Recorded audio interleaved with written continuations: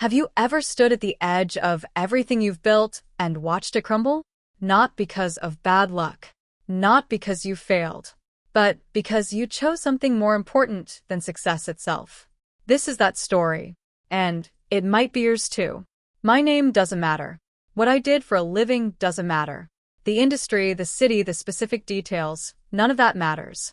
What matters is the universal truth hiding inside this story. A truth about choices, about character, about what happens when the life you've been living collides with the person you actually want to be. So let me take you back to a Tuesday morning that changed everything.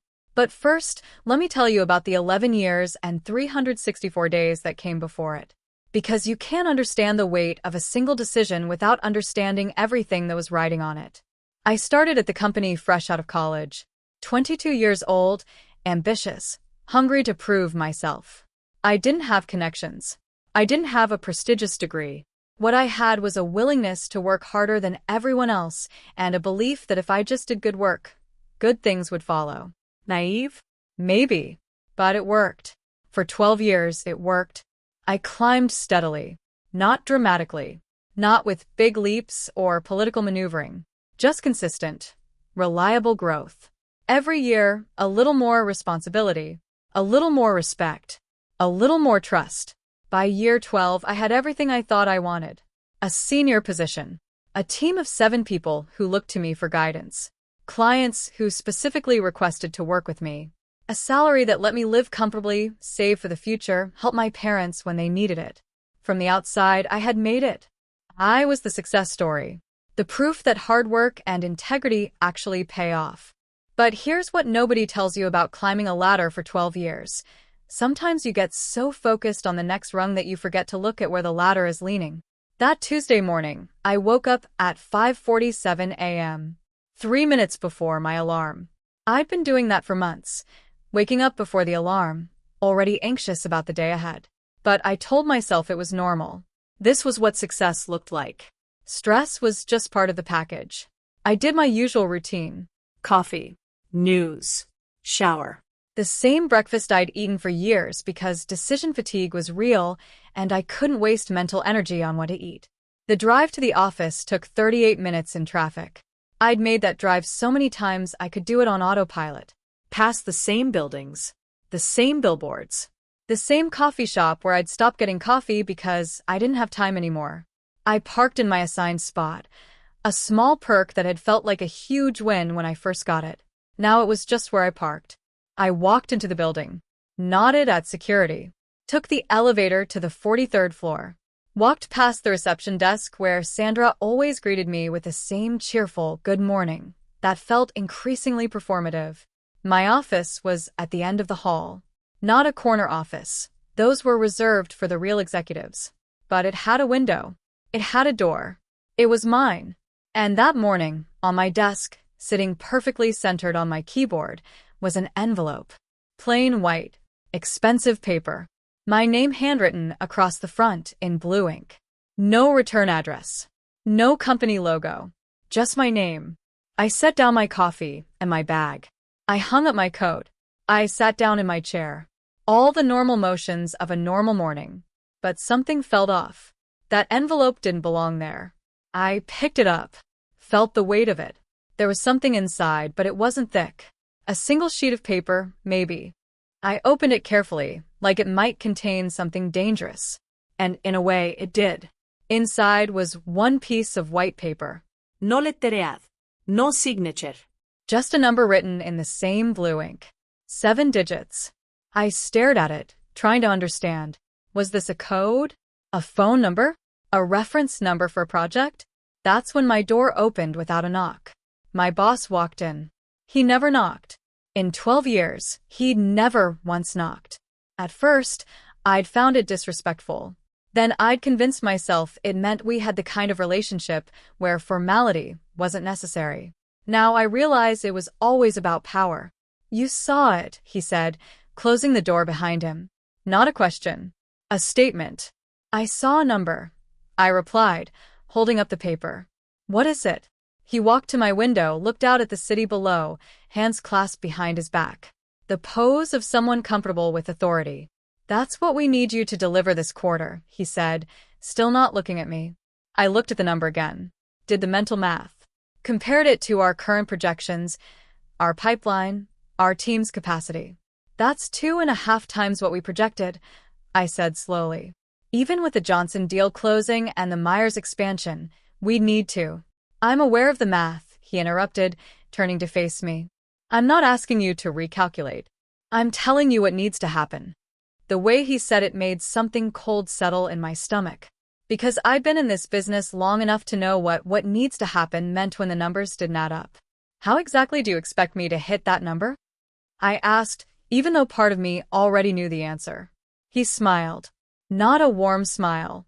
The kind of smile that doesn't reach the eyes. The kind that says, we both know what I'm really saying, so let's not pretend. You're smart, he said. You've got strong client relationships. They trust you. They trust your judgment. They don't question your invoices or scrutinize your estimates. There it was, laid out plainly.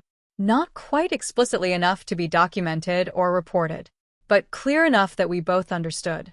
You're asking me to inflate the numbers, I said. Not a question. A clarification. I'm asking you to be creative with your billing, he corrected. Add some consulting hours here. Include some additional services there. Build in contingencies that may or may not materialize. It's not fraud. It's standard practice. It's how this business works. How do you think we've stayed competitive all these years? I felt something shift inside me. Like a fault line moving. Because he wasn't wrong about one thing, this probably was standard practice. I'd seen hints of it over the years. Invoices that seemed high. Charges that seemed vague. I'd always assumed there was a legitimate explanation. Now I was being told there wasn't. These are clients I've worked with for years, I said. People who trust me. Exactly, he said, leaning forward on my desk. That's why you're valuable. That's why you're the right person for this. Someone without those relationships couldn't pull it off. But you? They'll never question you.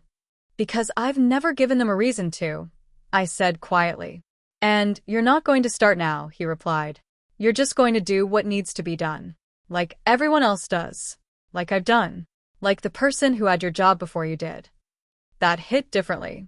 Because it meant this wasn't new. This wasn't a desperate measure in a difficult time. This was how things had always worked, which meant everything I thought I'd built, my reputation, my relationships, my integrity, was potentially built on a foundation I didn't even know was rotten. What if I say no? I asked. He straightened up, adjusted his cufflinks. The temperature in the room seemed to drop. Then you're not the person I thought you were, he said. And this company doesn't have room for people who can't see the bigger picture. The bigger picture, I repeated. Revenue keeps us alive. Revenue pays your salary. Revenue funds everyone's jobs. Revenue is what allows us to do the good work we do. If you're not willing to do what it takes to generate revenue, then you're not actually helping anyone. You're just being selfish. The way he framed it was masterful, I'll give him that. Suddenly, my ethical concerns weren't about integrity. They were about selfishness, about not being a team player, about caring more about my own comfort than the well-being of my colleagues. I need time to think about this, I said. He checked his watch. You have until 5 p.m. After that, I need an answer.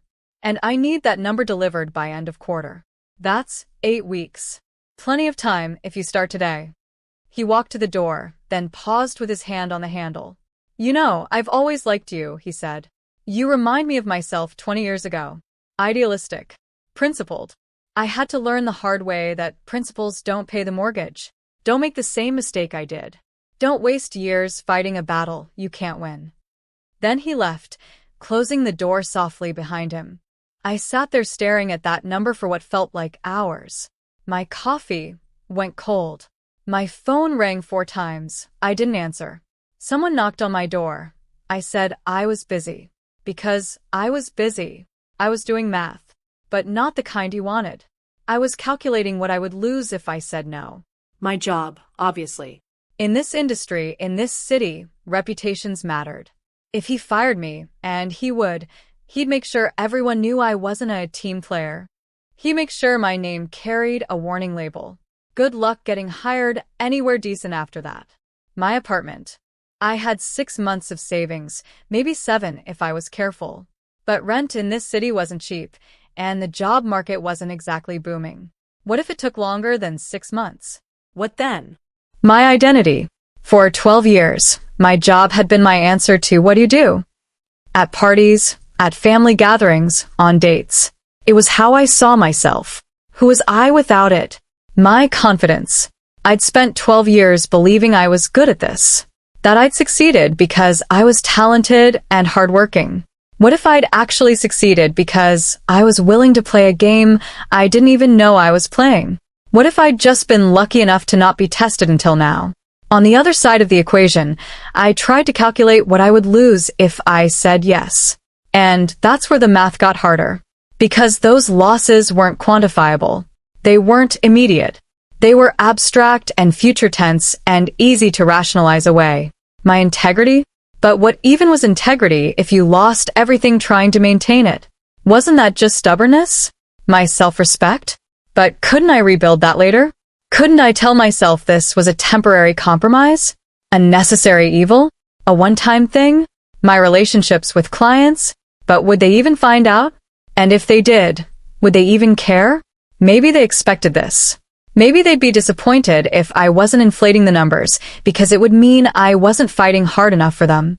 I pulled up my client list on my computer, scrolled through the names.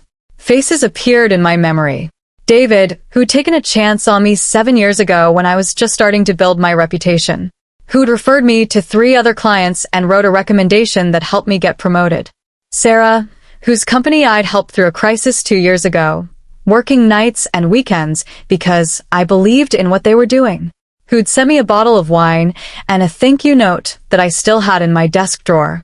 Marcus, who told me just last month that he appreciated how straightforward I was.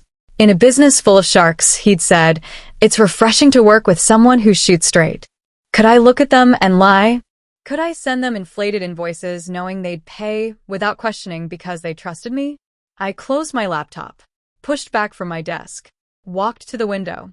43 floors below, the city moved. Thousands of people going about their days, making their own choices, living with their own compromises. How many of them had faced this exact decision? How many had chosen the practical path? How many were happy with that choice? I thought about my father. He'd worked in manufacturing for 42 years. Same factory, same shift, same lunch break. He'd retired with a pension that barely covered his expenses and a gold watch that stopped working after 6 months. At his retirement party, his boss had given a speech about loyalty and dedication. My father had smiled and nodded and said all the right things. But I'd seen his face later, in the car on the way home. He'd looked tired. Not physically tired. Soul tired. 42 years, he'd said quietly, staring out the window. And I'm not sure what it was all for. I'd been 23 then, fresh in my career, full of optimism. I'd thought, that won't be me. I'm going to build something that matters. I'm going to make choices that I'm proud of. Now here I was, 34 years old, facing a choice that would define whether I kept that promise to my younger self. My phone buzzed. A text from my boss. Tick-tock. I looked at that text for a long moment. Then I did something I hadn't done in 12 years. I walked out of my office in the middle of the day without telling anyone where I was going. I took the elevator down, walked through the lobby, stepped outside into the afternoon sun. I started walking. No destination. Just walking. Past office buildings and coffee shops and street vendors. Past people on lunch breaks and bike messengers and tourists taking photos. I walked for 2 hours. And somewhere between Block 17 and Block 18, something became clear. This wasn't actually a complicated decision. I'd been making it complicated by focusing on all the consequences, all the what-ifs, all the calculations. But at its core, it was simple. Could I do something I knew was wrong? Not was it technically illegal? Not would I get caught? Not did everyone else do it? Just, could I do something I knew, in my gut, was wrong? And the answer was no. Not because I was special. Not because I was better than anyone else. Not because I had some superior moral code. But because I'd have to live with myself after. Every client meeting, every invoice, every time I looked in the mirror, I'd know. And I'd seen what that knowledge did to people. I'd seen it in my boss's eyes, that flatness, that disconnect. I'd seen it in colleagues who'd made similar compromises. They laughed at the same jokes, did the same work, went to the same happy hours. But something was missing. Some spark. Some connection to why they'd gotten into this business in the first place. I didn't want to become that.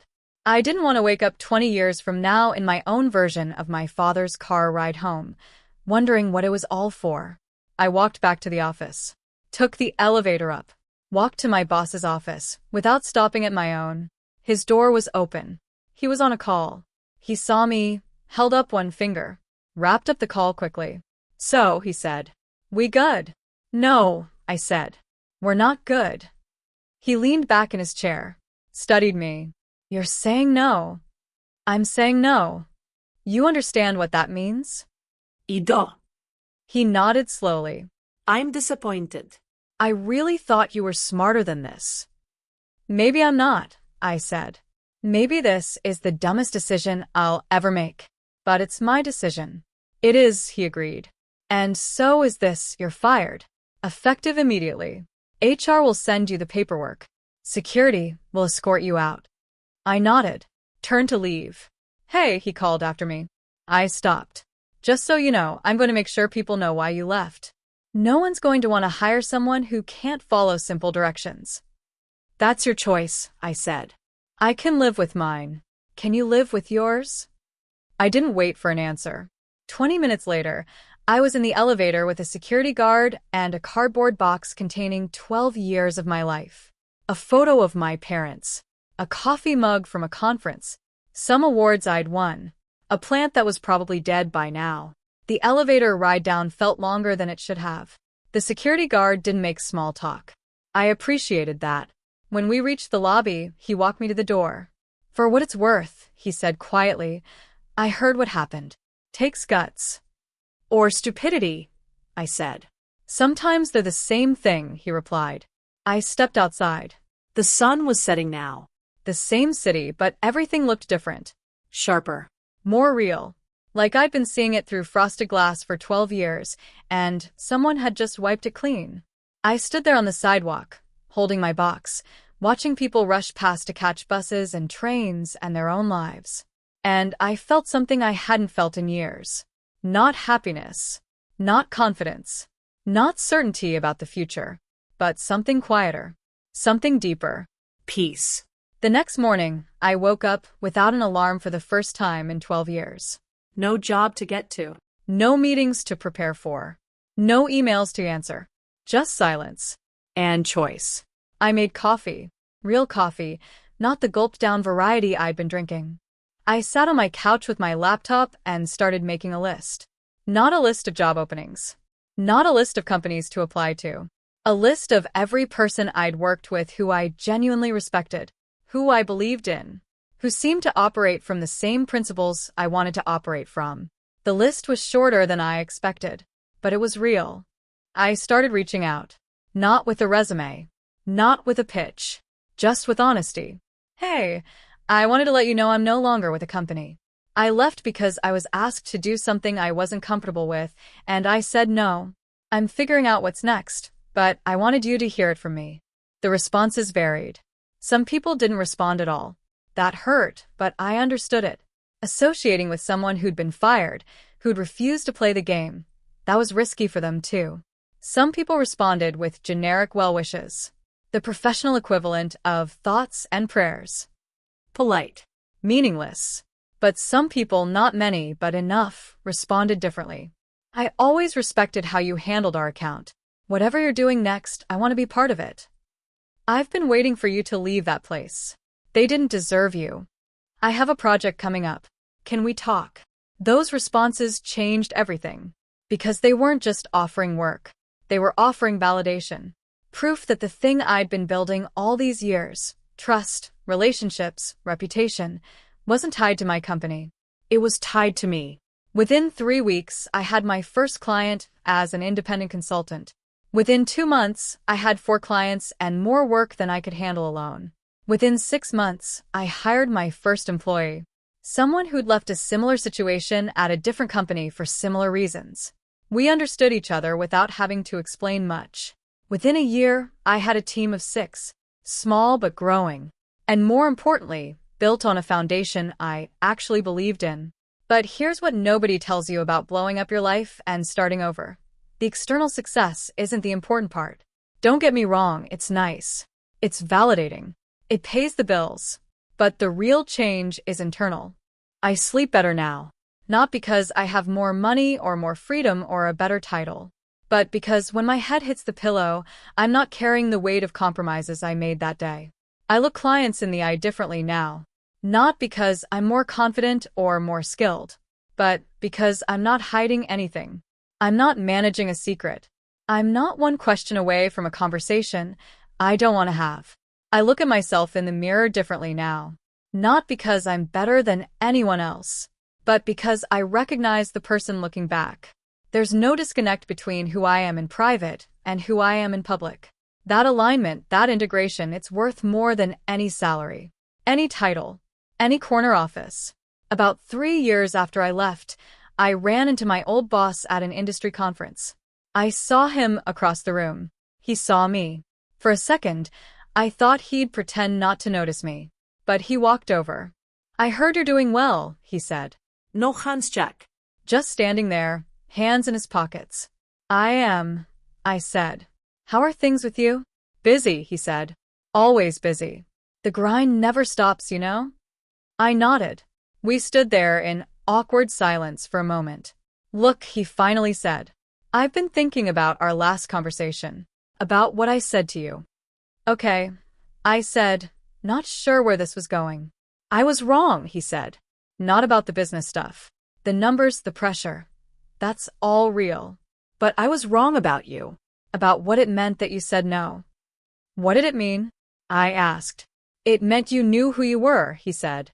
"I spent so many years trying to be what the company needed, what the clients needed, what the industry needed, that I forgot to be what I needed. You didn't make that mistake." He looked tired. Older than 3 years should make someone look. There were lines around his eyes that I didn't remember. "Are you happy?" I asked. Not accusatory. Genuinely curious. He thought about it for a long moment. "I'm successful," he finally said. "That's not what I asked." He smiled. But it was sad. "No," he said. "It's not." He walked away after that. I never saw him again. But that conversation stayed with me. Because here's what I realized. There are 2 games you can play in life. The first game is about accumulation.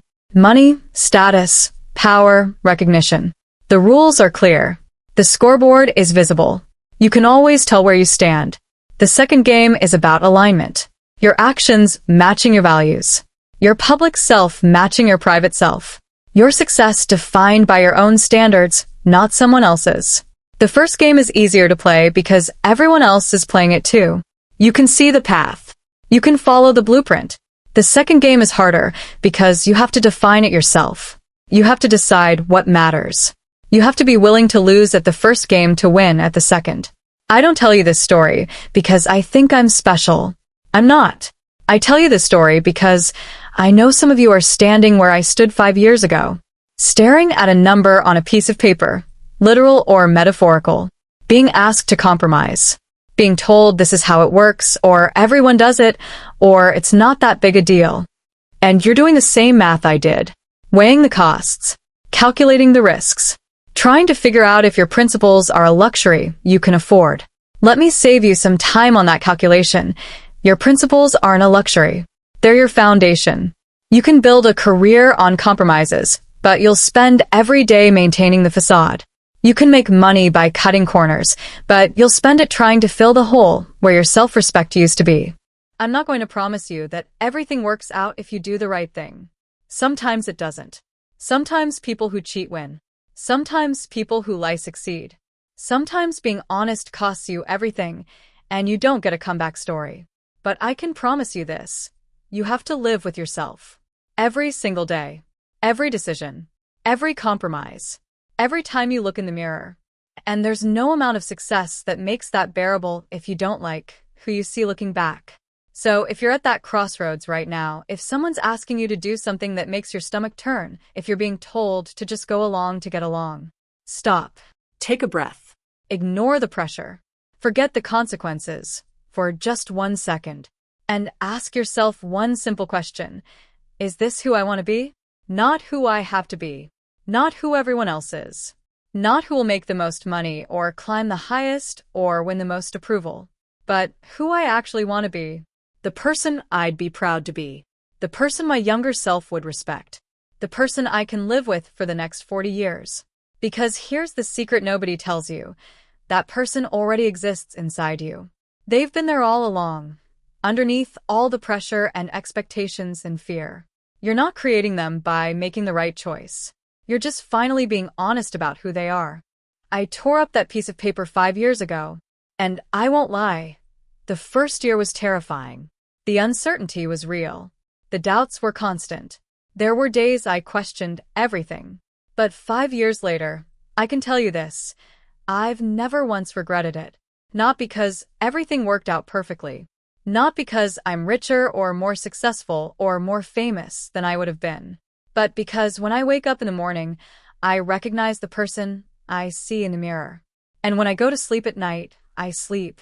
That's worth more than any number on any piece of paper. Thank you.